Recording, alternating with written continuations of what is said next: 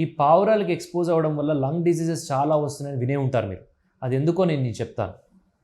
ఇవి మన లంగ్స్. మనం గాలి పీల్చినప్పుడు శ్వాస అనేది లోపలికి వెళ్ళి ఈ ట్యూబ్స్లోకి వెళ్తుంది. సో దీంట్లోంచి మన రక్తంలో కలుస్తుంది.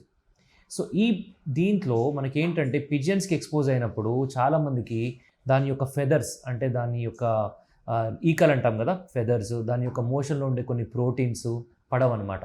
అంటే పడదంటే ఎగ్జాక్ట్లీ ఏమవుతుందంటే వాళ్ళకి ర్యాషెస్ లాగా, ఎలా అయితే మీకు ఏమైనా తింటే పడకపోతే స్కిన్ ర్యాషెస్ వస్తాయో అలానే ఈ లంగ్స్లో ఉండే ట్యూబ్స్లో చాలామందికి ర్యాషెస్ లాగా ఫామ్ అవుతాయి. ఈ ట్యూబ్సే కాదు, ఈ పింక్ ఏరియా ఏదైతే లంగ్ అంటాం కదా, ఈ లంగ్లో అంతటా కూడా ర్యాషెస్ లాగా ఫామ్ అవుతాయి. దాన్ని హైపర్ సెన్సిటివిటీ న్యూమోనైటిస్ అంటాం. సో ఇది చాలా డేంజరస్ డిసీజ్, ఎందుకంటే మీరు రోజు ఎక్స్పోజ్ అయ్యే కొద్దీ ర్యాషెస్ అన్నీ పెరుగుతూ ఉంటాయి అన్నమాట.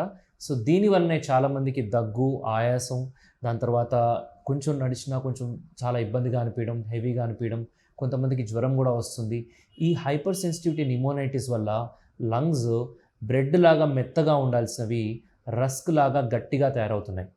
ఈ ప్రాబ్లం అనేది హైదరాబాద్లోనే కాదు, ముంబై, పూణే, ఢిల్లీ, ఇలా సిటీస్, బెంగళూరు అన్నిట్లో కూడా ఈ అపార్ట్మెంట్స్ చుట్టుపక్కల మన పిజియన్స్ అన్నీ కూడా కూర్చొని ఉండడము, కిటికీల దగ్గర కావచ్చు, ఏసీ అవుట్లెట్స్ దగ్గర అవ్వచ్చు, బాల్కనీస్లో అవ్వచ్చు, బాగా వస్తున్నాయి. మీకు ఈ సిమ్టమ్స్ ఉన్నాయంటే కనుక అప్రమత్తంగా ఉండండి. ఎందుకంటే అది హైపర్ సెన్సిటివిటీ న్యూమోనైటిస్ అనే ఒక ఐఎల్డి అంటాము, ఇంటర్స్టిషియల్ లంగ్ డిసీజ్ కూడా కావచ్చు కాబట్టి. సో దీనికి ఫస్ట్ మీరు చేయాల్సింది ఏంటి అంటే get rid of all the pigeons around the house. Pigeons రాకుండా నెట్ పెట్టుకోవడము, విండోస్ క్లోజ్ ఉంచడము, ఇలాంటి ప్రికాషన్స్ తీసుకోండి, లేకపోతే మీ లంగ్స్ డేంజర్లో ఉంటాయి. ఇది పిల్లల నుంచి మొదలు పెడితే పెద్దల వరకు ఎవరికన్నా ఎఫెక్ట్ అవ్వచ్చు. కొంతమంది అంటారు, నేను చాలా సంవత్సరాల నుంచి పిజియన్స్కి ఫీడింగ్ చేస్తున్నాను, నాకేం అవ్వలేదు కదా, మీరు అనవసరంగా ఇవి చెప్తున్నారు, అవి పాపం మూగజీవులు, వాటికి ఫుడ్ ఎవరు ఇస్తారు అని. అవి తినాల్సిన ఫుడ్ అవి వెతుక్కుని తింటాయి.